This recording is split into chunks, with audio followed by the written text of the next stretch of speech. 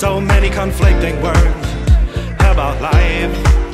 Nos encontramos con el padre Walter París en el 53 curso de rectores organizado por Consudec a nivel nacional. Bienvenido a Mapa Educativo. Muchas gracias a todos.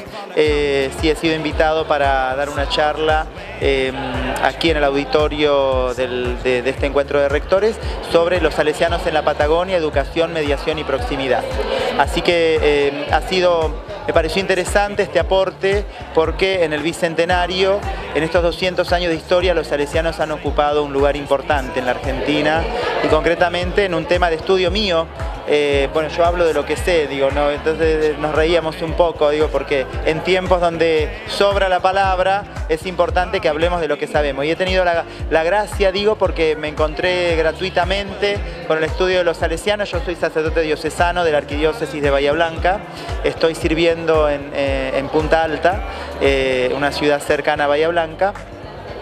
Y bueno, el estudio de los salesianos ha ocupado gran parte de mi ministerio como sacerdote, así que me pareció lindo poderlo compartir y compartirlo en una perspectiva que, si bien es científica, también una perspectiva coloquial, ¿no? Hoy las ciencias sociales y especialmente la historia y la antropología y la sociología buscan acercar la ciencia a la gente y que todo lo que uno estudia también pueda ser comunicado fácilmente y cualquiera que no sabe nada pueda entenderlo claramente. Y creo que este es el gran desafío científico hoy, ¿no?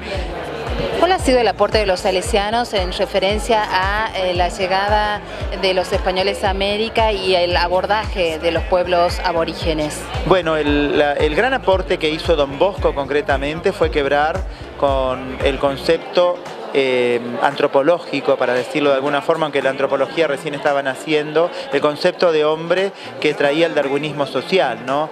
Que fue un concepto completamente racista, un concepto donde la única forma válida de vida y de civilización válida era la europea y todas las diferencias raciales y culturales había que eliminarlas.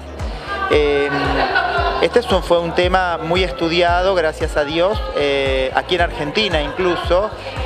Yo me inicié en estos estudios en la Universidad Nacional de Quilmes, cuando hice Ciencias Sociales, y fue un tema que me apasionó.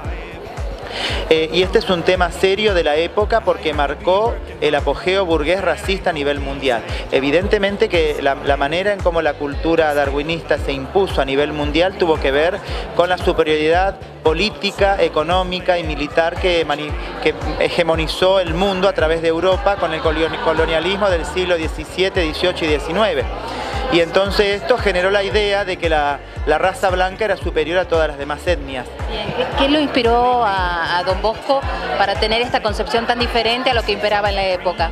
Bueno, por un lado él compartía algunos aspectos, porque en última instancia ellos vienen a civilizar a los pueblos indígenas, lo cual implicaba hacerlos vivir según las costumbres europeas dominantes. Sin embargo, no compartía de ninguna manera el concepto de que los pueblos indígenas no tenían manera de recuperarse. Él introduce dos aspectos. Primero, a través de su vivencia cristiana como hombre de fe, a través del concepto de creación y monogenismo, la igualdad del género humano.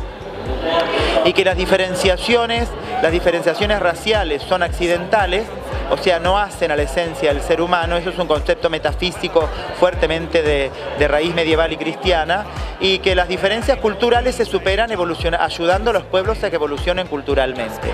Lo que sí permanece, diríamos, es la inferioridad de lo cultural en lo indígena, y por eso se buscó civilizar a los pueblos indígenas y eliminar lo indígena, eliminar las costumbres, eliminar el sistema de creencias.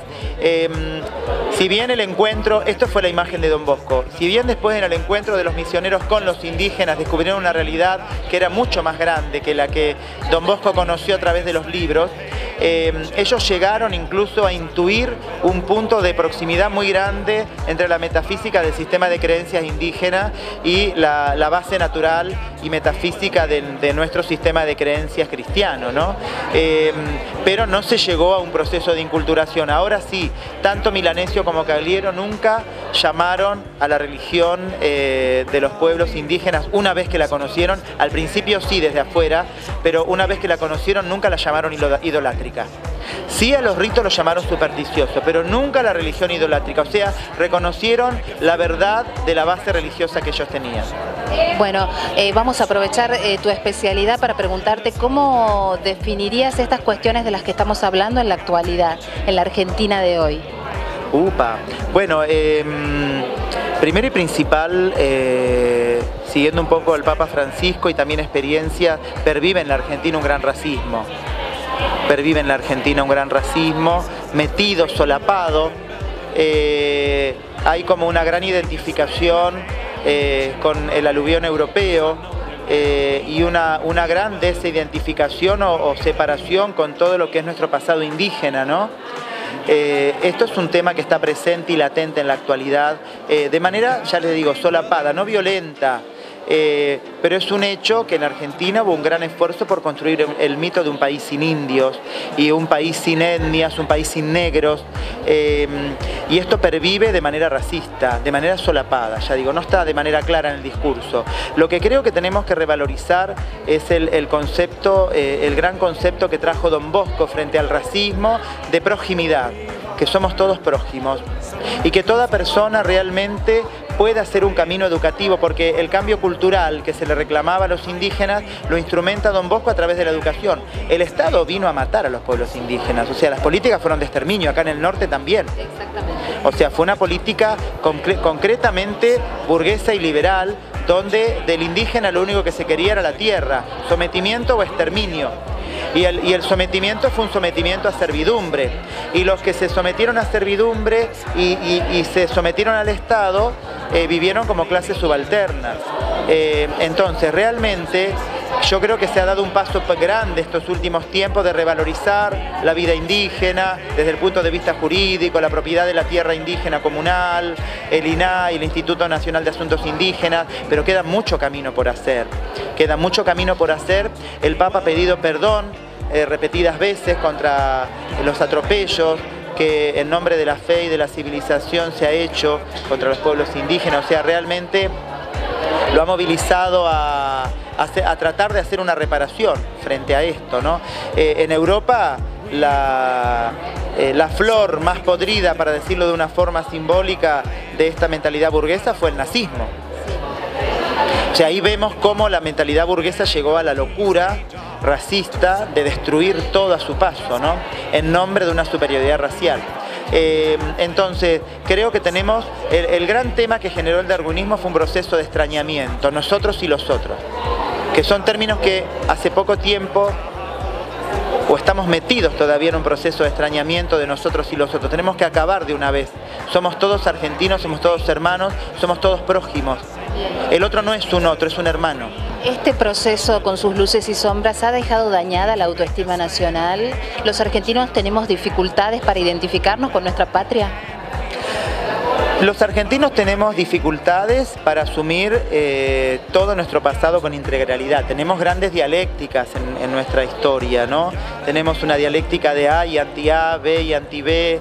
Nos cuesta reconocernos como hermanos, nos cuesta reconocernos como diferentes, nos cuesta reconocernos desde el punto de que pensemos distintos y somos valiosos igual. Al oponente hay que destruirlo o hay que taparlo. O sea, tenemos todavía una mentalidad muy dialéctica. Creo que es un problema social, ¿no? Que yo noto en las relaciones humanas, en las familias, en el deporte, en la política, en los vínculos. Alguien me hizo una macana y le hago la cruz y no me pisa más mi casa, como si uno como persona, repasando su historia, nunca le hubiera hecho macanas a nadie. Todos tenemos una historia de pecadores, de traiciones, pequeñas o grandes, de errores cometidos, y lo que nos salva es perdonarnos. Por eso la proximidad hizo que los salesianos vieran como prójimos a los pueblos indígenas y se ocuparan de algo que nadie se quería ocupar, que todo el mundo quería eliminar, y se ocuparon hasta el fondo. Después hay juicios que han surgido en la historia sobre el cambio cultural, sobre el genocidio, el terminar con su cultura. Bueno, eso evidentemente que hay que entenderlo en el contexto. Había un complejo de cultura válida que por ser hombres y mujeres de su tiempo era imposible de ir en contra de esa cultura válida.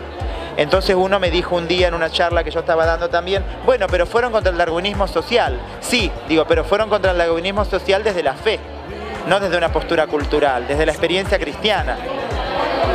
Extrapolando este concepto de dialéctica que está instalada en la sociedad argentina, ¿cómo la podemos analizar en el ámbito educativo? Hace muy poco tiempo en el Congreso Mundial de Educadores Católicos el Papa ha llamado a la restauración de los vínculos que están rotos entre la sociedad y la escuela, entre la escuela y la familia, entre los padres y los docentes. ¿Cómo restauramos esta dialéctica que tanto daño nos hace como Argentina hoy? Bueno, con respecto a este proceso, en primer lugar tenemos que partir de algo positivo que tenemos en la Argentina, que en la Argentina todavía se valora la educación. En la Argentina, con todo el deterioro cultural que ha habido desde el punto de vista de la sociedad, ¿no? De la posición de la educación en la vida de la gente, la educación sigue siendo algo valioso. Ya tal vez ha perdido algunos aspectos, pero la educación sigue siendo algo valioso. Y esto tenemos que tomarlo y partir de ahí. Para la gente es valioso que los chicos se eduquen, es valioso que los chicos vayan a la escuela. Todavía sigue instalado eso, aunque después fallemos en el cumplimiento, aunque después fallemos en la implementación, aunque... Esfuerzos que hacen algunas familias para lograr que los chicos lleguen a la escuela, que puedan ir, que caminen kilómetros para llegar a recibir una clase. El tema del posicionamiento de lo educativo como algo valioso, esto lo ves fácilmente cuando visitas algunos países, no necesitas irte muy lejos, por ejemplo, Chile, o concretamente Brasil. En Brasil no se valora la educación. Lo valioso, y esto me lo cuentan amigos de allá, gracias a Dios tengo muchos amigos sacerdotes que compartimos la inquietud educativa en distintos lugares, en el norte, en el nordeste, en el sur, en grandes ciudades, en el campo, y allá lo importante es ganar plata, obtener el sustento. Después, si te educas o no te educas, es secundario. Todavía sigue habiendo en la Argentina una mentalidad de que la educación es valiosa. Y creo que desde ahí es necesario restaurar los vínculos, porque lo que se ha perdido también, la confianza en la escuela como el lugar donde sos instruido. La escuela ha perdido su lugar de autoridad. Yo creo, y esto es una opinión personal, me encantaría algún día poder hablarlo con alguna autoridad educativa, qué sé yo, con la gobernadora Vidal, ponele, que yo soy de la provincia de Buenos Aires, tal vez Vidal mira esto y dice, bueno, lo llamo a este cura, ¿no? Entonces, hay tres aspectos graves que se destruyeron en la educación. Uno es la educación como camino de progreso. Hoy el que estudia o el que se educa, cuando mirás la realidad, no sé si progresa más que otro. La educación como ascenso social. En segundo lugar... Más allá de que esa sea la aspiración, no sabemos si en concreto después logra este ascenso social a través de la educación. En segundo lugar, se ha demolido la transversalidad del trabajo en la educación. Y esto es gravísimo porque la educación no solamente tiene que darte un catálogo de contenidos instructivos, sino que tiene que ayudar y tiene que educar tu humanidad en el sentido del trabajo como camino de apropiación de la realidad. Si yo no educo en el sentido del trabajo como apropiación de la realidad, o sea que la realidad es ardua, tengo que trabajar para tenerla, entonces educo en la corrupción. Si yo no educo en el trabajo, educo en la corrupción, porque quiero obtener el resultado sin trabajar. Y obtener el resultado sin trabajar es la esencia o la matriz de la corrupción. Entonces yo creo que hoy la educación, demoliendo la transversalidad del trabajo, está generando una mentalidad de corrupción, porque se puede obtener el resultado sin trabajar. Y esto es gravísimo. ¿Y qué es lo que ha incorporado esta mentalidad de corrupción en la Argentina y en la educación de los últimos años? ¿Cómo ha sido? ¿Progresivo? ¿Ha tenido que ver con los docentes? ¿Ha tenido que ver con una concepción del facilismo instalado como valor? Es un problema social, ¿no? O sea, no podemos echarle la culpa ni a un gobierno, o sea, todo forma parte de una cultura. Hay una cultura de la comodidad que se ha instalado y que ha invadido todo, ¿no? Hoy el mundo de hoy quiere estar cómodo. Ni siquiera, yo lo digo irónicamente a veces cuando charlo con la gente ni siquiera le interesa la salud, quiere que no le duela. Nada más. Nada más. Y donde le dejó de doler, deja el tratamiento. Entonces vivimos una cultura hedonista muy seria y frente a eso la educación debería desafiarla. Como los sistemas educativos nacionales fueron dando forma a un país que tenía una identidad en aluvión, porque estaban llegando inmigrantes todo el tiempo y lo lograron trabajando. El sentido del trabajo tiene que estar metido como un valor fundamental, la transversalidad del trabajo en educación. Docentes, alumnos, en la casa, empezar porque la transversalidad del trabajo no está en la casa, porque en la casa no es una industria, te lo digo siempre también como símbolo e irónicamente, hacer levantar en el aula a ver cuántos pibes lavan el baño en la casa, ninguno o uno. Digo el baño porque es el lugar más dramático, ¿no?, para el trabajo doméstico. La transversalidad del trabajo que está unido al servicio, porque si yo no trabajo para servir al prójimo, el trabajo en sí mismo se vuelve algo árido, ¿no? El trabajo tiene que tener una dimensión de gratuidad, de amor. Si yo no me doy cuenta que a través de mi trabajo estoy amando a alguien, haciéndole mejor la vida a alguien, es estéril trabajar por plata. Y lo último, después de la transversalidad del trabajo, la transversalidad del Estado de Derecho en educación, ¿no?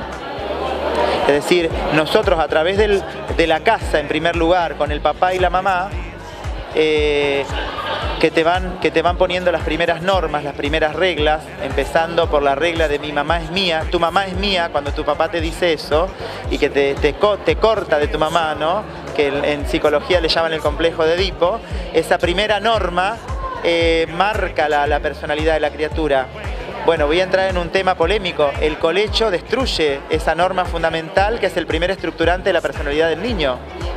Entonces, la educación tiene que introducir en el Estado de Derecho y la escuela es el proceso de introducción en el Estado de Derecho como sociedad. Empiezo desde pequeño a obedecer a una maestra que no es mi mamá, que no es ni un ser querido, no es nadie, pero la obedezco porque la quiero, se hace querer la maestra, y desde lo afectivo comenzamos a impersonalizar en un proceso progresivo hasta que llegamos a obedecer un sistema impersonal.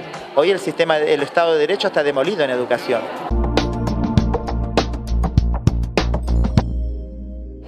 Seguimos con el padre Walter París en esta entrevista en Mapa Bicentenario TV. Queríamos hablar de la evolución de la educación a partir del advenimiento de la recuperación de la democracia a nivel nacional.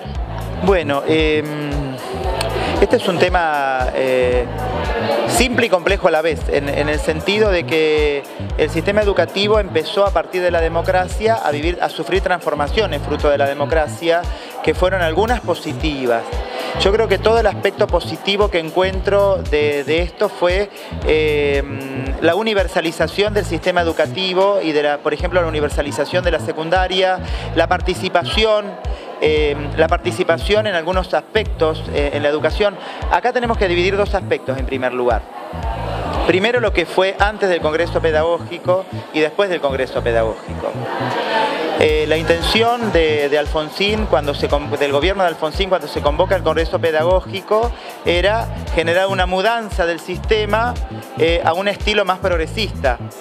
Y terminó prevaleciendo una base cultural muy fuerte de lo que es toda la educación privada, cristiana, familiar, y el Congreso Pedagógico, que llegó a conclusiones fantásticas sobre la subsidiariedad, sobre la necesidad de mantener una educación plural, terminó en un cajón. No se concretó nunca lo del Congreso Pedagógico. Después vino la Ley Federal de Educación,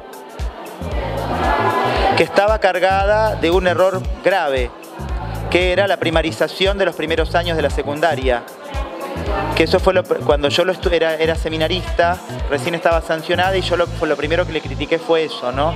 La primarización es como infantilizar a los chicos de la secundaria. Yo había terminado recién la pedagógica, como que no me cerraba. Pero desde el punto de vista sistémico, lo más grave fue que la Argentina dejó de tener un ideal educativo que alcanzar. Para hacerlo más en perspectiva, lo que yo noto, y esto es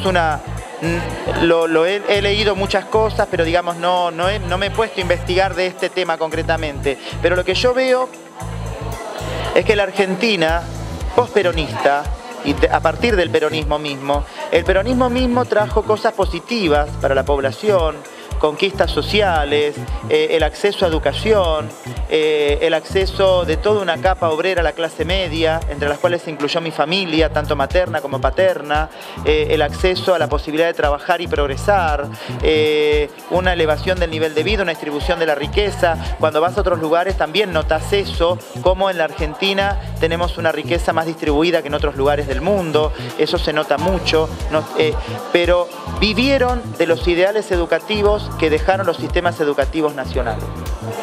No tuvieron la capacidad de proponer una posibilidad educativa nueva, ajustada a esto que ellos proponían.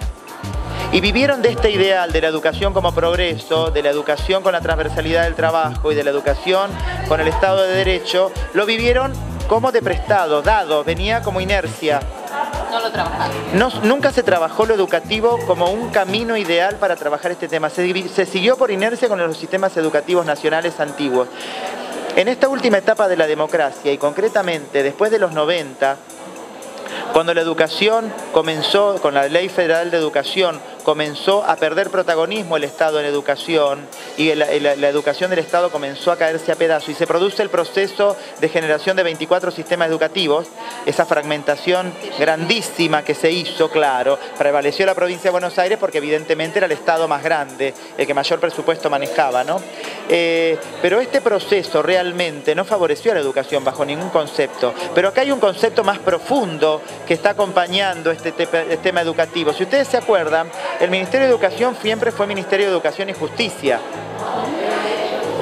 porque la educación estaba asociada al Estado de Derecho y evidentemente de la manera como concebís la justicia, también es como concebís la educación. Y lo que vivimos en educación en la actualidad no es más que el correlato en educación de lo que es el garantismo jurídico a nivel penal. Son las caras de la misma moneda, es un mismo hombre. En realidad yo tengo que educar para evitar lo otro. El Papa da mucha luz sobre este tema. Por eso Don Bosco, cuando planteaba el sistema preventivo, planteaba lo lúdico, lo transversal de lo lúdico, esto es lo que está planteando el Papa también en educación, ¿no? Lo transversal del deporte, lo transversal del trabajo, lo transversal de la comunidad. ¿Qué significa recomponer los pactos, recomponer los vínculos? Darnos cuenta que la sociedad no puede vivir si no educa. Pero eso tenemos que empezarlo desde la casa. Hoy la casa no educa. Hoy veía familias, mientras estaba esperando para viajar, y veía familias donde no te terminabas de dar cuenta, salvo por las arrugas y la falta de pelo, quién eran los padres y quién eran los hijos, por cómo estaban vestidos. Tenemos que volver a educar. No es solo un problema político, no es solo un problema sistémico. Evidentemente que desde el punto de vista político hubo un proceso de degradación de la educación a partir de un cambio de concepto de hombre y de justicia. Lo que te digo del garantismo jurídico es justamente el correlato de lo que está ocurriendo hoy áulicamente en educación. No es que esto está separado una cosa de otra, todo tiene que ver con todo, pero aparte, desde el punto de vista de la manera en cómo se plantea el sistema, de la manera en cómo se plantea la famosa consigna de promoción y permanencia, educar no es contener, necesitamos ser contenidos. Pero la escuela tiene que ser mucho más que contener, la familia tiene que ser mucho más que contener, tiene que ayudarte a ser hombre, tiene que ayudarte a ser persona. Pero hace mucho tiempo que se renunció a qué tipo de personas queremos formar en la Argentina. ¿Qué pasa con la escuela católica y las críticas que la misma iglesia está haciendo respecto a cuestiones como hemos sido elitistas, hemos perdido los vínculos? ¿Cuál es tu opinión? ¿Qué críticas con respeto harías a la escuela católica en todos estos años? Bueno, eso es cierto. La escuela católica, las escuelas católicas, muchas han comenzado con un gran impulso de mediación, de proximidad y se transformaron en escuelas, parecieran salidas de los libros de Pierre Bourdieu, ¿viste? Nobleza de Estado, la educación de la élite. Que no está mal, porque también hay que educar a la élite. Pero nosotros estamos al servicio de evangelizar, estamos al servicio de la promoción humana, estamos al servicio de educar gratis a lo que no tiene nada. ¿Cuál fue la revolución que trajeron los salesianos con las escuelas a la Patagonia? Que eran gratis, nadie pagaba nada. Y lo que ellos gastaban en educar a un chico, enseñándole francés, español, artes, oficio, deporte y todas las cosas, matemática y ciencia, gastaban en enseñarle eso a un chico menos de lo que costaba mantener un caballo. Eso es lo que dice un periodista cuando le hace una nota. Nada. Entonces, la gratuidad, tenemos que retomar el concepto de educación como servicio y no como negocio. Hoy la educación está instalada como un negocio y en la iglesia. Y digo así nada más, digo en la iglesia por no decir cosas concretas. Y a veces para los curas, y yo soy cura y por eso a veces la educación para los curas es un negocio y es un sueldo. Y hay ñoquis también, porque cualquiera que está en esto sabe, ¿no? Que van, cobran el sueldo y después no van a la escuela. Entonces, hoy tenemos que retomar el sentido evangelizador de la educación. El Papa no dice las cosas gratuitamente como las dice. Cuando habla de corrupción, no es la corrupción de ellos, es la corrupción de todos. Cuando en algún momento el CELAN habló de las estructuras de pecado, se habló así en general. Hubo toda una corriente que la interpretó con un extrañamiento antropológico, ¿no? Las estructuras de los otros, opresivas. No, las estructuras las producimos y las reproducimos todos. Son estructuras donde estamos metidos nosotros adentro. Es lo que nos habla el Papa cuando nos habla de la mundanidad espiritual. Hoy la escuela católica está mundanizada. Está mundanizada. Digo que de alguna manera podríamos pensar en educar a las élites de pensadores o de líderes del futuro país que queremos, pero también pensar en una redistribución equitativa con otras unidades pedagógicas que pueden formar parte de una misma congregación. Tenemos que volver a evangelizar con la escuela. Creo que este es el punto decisivo, sea la élite, sea quien sea. Tenemos que proponer a Cristo. Y el que no quiera a Cristo, que se busque una escuela del Estado que es laica. Esto lo digo acá, lo digo en mi escuela cuando yo estoy en una parroquia, una de las parroquias en las que estoy tiene escuela y hacemos encuentros con docentes. A alguno no le gustó y se paró y me discutió de acá. Pero nosotros tenemos que proponer a Cristo. Y el que no quiere Cristo, que se vaya a otra parte. O sea, somos libres, no es que se lo echa, nosotros tenemos que proponer la experiencia de Cristo hasta el fondo y el empeño de proponer la experiencia de Cristo hasta el fondo pasa por todos y cada uno, porque también la docencia es mercenaria en la escuela católica. Van a la escuela a cumplir su tarea, a cobrar su sueldo y hacen bien su trabajo. Bueno, en la escuela católica tenemos que procurar también formar docentes que amen a Cristo. Y nosotros como sacerdotes y bueno, los directivos y los que estamos dentro de las escuelas católicas tenemos que ayudar a que ellos descubran a Jesús y se enamoren de Jesús, con el testimonio, con la presencia. Y te digo que en la ciudad donde estoy somos pocos sacerdotes, somos mucha gente, tenemos mucho trabajo y con lo poco que hacemos y que podemos hacer en la escuela, los frutos se van viendo. Porque lo importante es ser una presencia original, no una presencia omnímoda, hegeliana, que ocupe todo el espacio. Una presencia original, que sea adulta, que sea un adulto de fe. Y esta amistad con otros va ayudando a otros. Pero tenemos que volver al objetivo y no mantener la escuela de pronto como a veces uno escucha y ve, como si fuera con un barniz y después en los hechos no es todo lo que debe ser, ¿no? Walter, tu mensaje para todos los argentinos y los tucumanos en el Bicentenario de la Declaración de la Independencia en el marco de este curso que abre el año del Bicentenario. Un mensaje, ¿no? Creo que tenemos que superar el extrañamiento. Yo creo que el extrañamiento entre los argentinos nos ha hecho mucho daño. Todos somos argentinos, todos somos hermanos, todos somos prójimos. El que está al lado es mi hermano. El hermano que me dio Cristo y a veces el hecho de que no me guste tanto mi hermano, el que tengo al lado, es justamente más claro que lo puso Cristo y no lo puse yo. Y tengo que valorar al otro como un don, no como un obstáculo, no como un opositor, no como un otro a eliminar. El que tengo adelante es un don de Dios, el otro es un don. Yo creo que esto lo tenemos que volver a hacer. Tenemos que recuperar nuestra unidad como argentinos, como hermanos argentinos. Tenemos que volver a sentarnos pensando distintos y respetándonos. Y tenemos que encontrarnos desde ahí.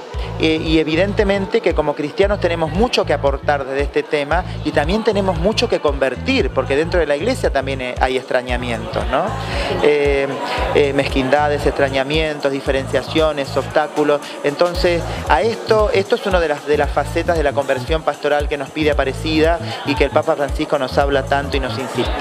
Bueno, Walter, un placer contar con tu presencia en Mapa Bicentenario. La verdad es que no se agota aquí esta charla y te vamos a invitar para sucesivas entrevistas, aunque sea de manera telefónica para Mapanet. Con todo gusto, así estaremos. Sí, o podemos hacer videoconferencia ahora que hay internet y todas esas cosas. Gracias. Muchas gracias. Con ustedes, televidentes de Mapa Bicentenario, nos encontramos la próxima semana. Hasta entonces.